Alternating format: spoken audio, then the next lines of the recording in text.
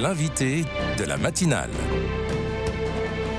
KTO Radio. Les débuts d'année marquent tout un tas de changements et l'un d'entre eux concerne plus d'1 million de parents en désir d'enfant ou avec un tout jeune enfant, la mise en place depuis le 1er janvier du service public de la petite enfance. Alors communes et intercommunalités sont dorénavant les seuls chefs de file de l'offre d'accueil des enfants de moins de 3 ans dans leur territoire. Quel changement notable et quel impact pour les familles? On pose la question ce matin à Clotilde Robin, notre invitée. Bonjour. Bonjour. Merci beaucoup d'être avec nous. Ce matin, vous êtes élue à Roanne et coprésidente du groupe de travail pour la petite enfance à l'Association des maires de France. C'est ce qui nous intéresse ce matin. En quelques mots, Clotilde Robin, qu'est-ce que ce nouveau service public de la petite enfance ? Ce nouveau service public petite enfance, en fait, va imposer aux communes ou intercommunalités qui, aujourd'hui, depuis le 1er janvier, deviennent ce qu'on appelle autorités organisatrices, de s'occuper de la petite enfance. C'est-à-dire, en fait, toutes les communes, quelle que soit leur taille sur le territoire national, doivent maintenant recenser les besoins en accueil, recenser l'offre d'accueil et s'en occuper, si vous voulez. C'est ce qui va changer surtout pour les familles. C'est voilà, pour pas être trop technique, c'est surtout ça. Elles doivent avoir ce qu'on appelle une mission d'information, c'est-à-dire bien connaître ce qui se fait sur leur territoire pour pouvoir informer au mieux les familles et pouvoir les orienter. C'est essentiellement ça qui va changer. Au-delà, après, en fonction du nombre d'habitants dans leur commune, avoir des compétences qui évoluent. Voilà. Donc chaque parent qui cherche un mode de garde doit se rapprocher depuis le 1er janvier de sa commune ou de son intercommunalité pour connaître toutes les offres de garde. Voilà, c'est ça. Alors, Paris ne s'étant pas fait en un jour, il faut aussi laisser le temps aux maires de s'organiser, parce que pour certains, c'est quand même une petite révolution. Il y a des toutes petites communes qui ne sont pas encore tout à fait bien au courant de cela et qui doivent peu à peu préciser les choses. Mais exactement, c'est cela, voilà. Et est-ce que c'est facile à mettre en place? Vous parliez justement des petites communes, c'est peut-être pas encore effectif dans chaque territoire, ce nouveau service public de la petite enfance? C'est effectivement pas tout à fait simple pour certaines communes.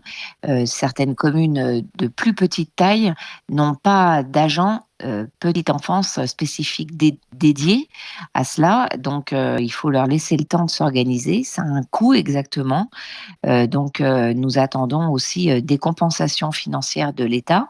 Nous attendons des précisions pour nous aider à nous organiser pour la mise en place de ce service public petite enfance. C'est très disparate, hein, c'est très hétéroclite sur notre territoire national. Il y a des collectivités, des communes qui étaient déjà bien organisées et d'autres qui ne l'étaient pas encore tout à fait. Ça dépend aussi de notre taille. En tant que coprésidente de cette thématique à l'AMF, l'Association des maires de France, comment jugez-vous ce nouveau cadre d'organisation ?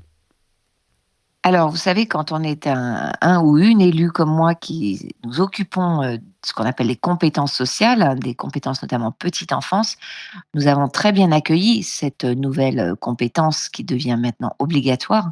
Moi, ça fait plusieurs années que je travaille dessus et j'ai accueilli cela avec plutôt de façon positive, dans la mesure où une compétence maintenant qu'il devient obligatoire, eh bien, nous serons obligés de nous en occuper et certains territoires étaient tellement peu ou mal dotés que maintenant il faudra bien évidemment se pencher sur cette politique et ça nous permettra bien de structurer l'offre, de nous organiser et de permettre à certains territoires de bien s'organiser justement. Et à quel besoin répond ce nouveau service? Qu'est-ce qui a incité le législateur à un tel changement? Ce qui a incité le législateur à ce changement, c'est justement la diversité, des modes d'accueil, et puis surtout, c'est surtout le fait que l'offre ne soit pas organisée sur certains territoires et qu'il y ait des territoires qui soient très peu ou très mal pourvus. Voilà, il y avait des endroits où c'était mal organisé. On voit encore des communes peu pourvues, mal pourvues. Donc, ça permet, comme je vous le disais, d'avoir une politique qui puisse vraiment être portée, être bien organisée Voilà. Et concernant le contexte de ces offres d'accueil, une commission d'enquête de l'Assemblée nationale sur l'accueil des jeunes enfants a publié l'année passée donc une commission d'enquête, un document, et elle parlait d'un système, je cite, à bout de souffle. Quelle est la situation? Qu'est-ce qui pose problème aujourd'hui dans ces offres d'accueil pour les petits-enfants? Oui, nous avons, là aussi, nous avons participé à nombreux travaux et depuis, maintenant plusieurs années, nous avons, pointé du doigt certains sujets, certains troubles, si je peux dire, avec, notamment une pénurie de professionnels qui devient un vrai problème dans certains endroits, dans certains secteurs géographiques, imposant à des mères de geler des berceaux. Nous appelons de nos vœux un véritable plan métier qui puisse permettre, à des professionnels de la petite enfance d'avoir, une carrière et de pouvoir, avoir, des passerelles, de secteur, de pouvoir passer, d'un métier à un autre, en ayant, une carrière professionnelle dans le secteur de la petite enfance notamment. Voilà, donc ça c'est la pénurie de professionnels est un véritable sujet. On a aussi, un vrai sujet autour du mode de financement qui est, la prestation de service unique que nous plébiscitons parce qu'il permet, eh bien d'avoir, un tarif qui soit, intéressant pour toutes les familles et permet d'accueillir, les enfants de toutes les familles, mais par contre, qui, impose un temps administratif très important aux directrices et nous aimerions que cette, prestation de service unique, dite PSU, puisse être revue et soit, travaillée sous mode de forfait et non plus en tarification à l'heure. Donc, nous avions, commencé, ces travaux, avec, la ministre précédente que nous avions pu, rencontrer, qui avait participé à nos côtés à un forum lors, du congrès des maires là au mois de novembre. Elle nous avait assuré que nous allions avancer sur ces travaux-là sur l'année 2025. Donc, là, nous attendons de savoir comment nous allions pouvoir, avancer. Ce sont des choses qui sont un petit peu techniques, mais qui, sont très importantes, pour le secteur. Et dans quelle mesure cette situation, notamment cette pénurie de professionnels dans le secteur de la petite enfance, peut influer sur la natalité et le désir, en tout cas l'arrivée d'enfants dans les familles?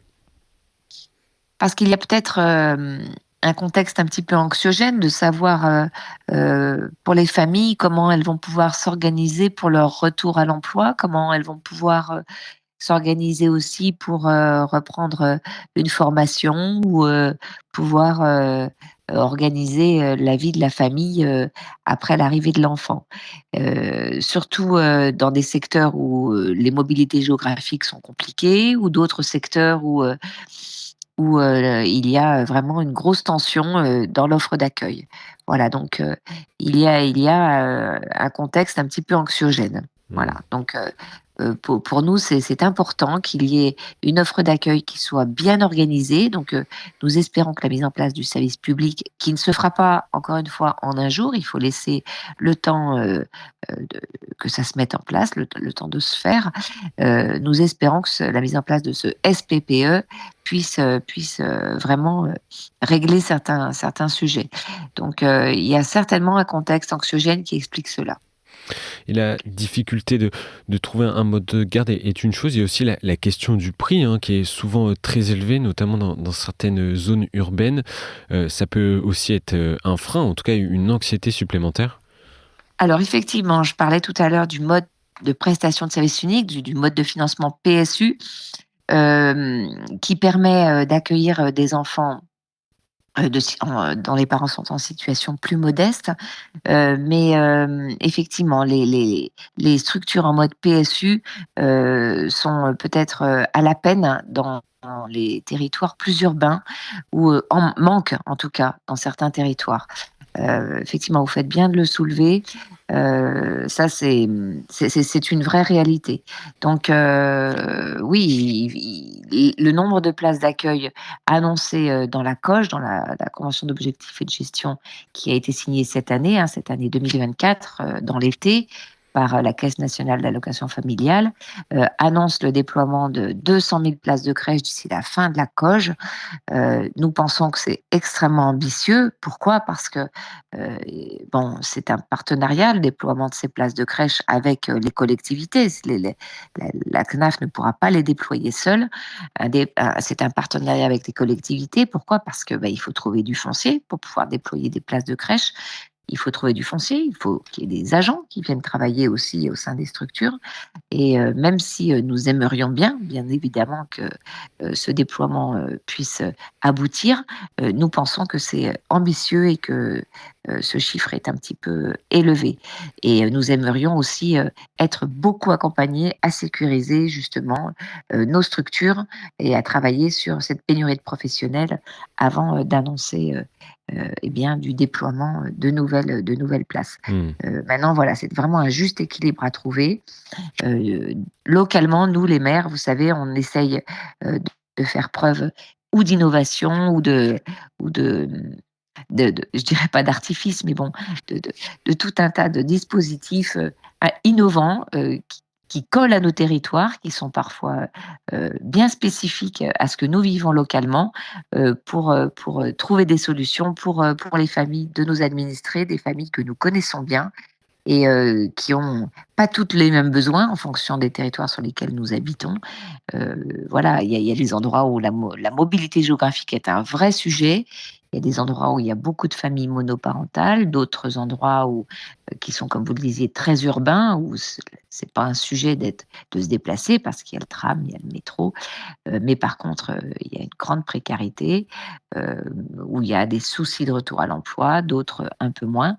Donc nous déployons des places à vocation d'insertion professionnelle. Nous accompagnons plutôt sur d'autres structures, des crèches familiales, des maisons d'assistantes maternelles. Enfin voilà, nous essayons d'organiser l'offre de services en direction du tout petit de la manière la plus juste qui soit, et puis surtout la plus cohérente, voilà, pour que la famille soit la plus sereine possible et puisse vivre les parents puissent vivre leur rôle dans un cadre le plus serein possible. Et on retient que pour vous, en tout cas, l'application de ce nouveau service public de la petite enfance peut à terme pouvoir inverser la tendance, en tout cas sur la situation à bout de souffle, pour reprendre les termes de la commission parlementaire qui avait travaillé sur le sujet. Merci beaucoup, Clotilde Robin, d'avoir été avec nous ce matin. Je rappelle que vous êtes coprésidente du groupe de travail Petite Enfance à l'Association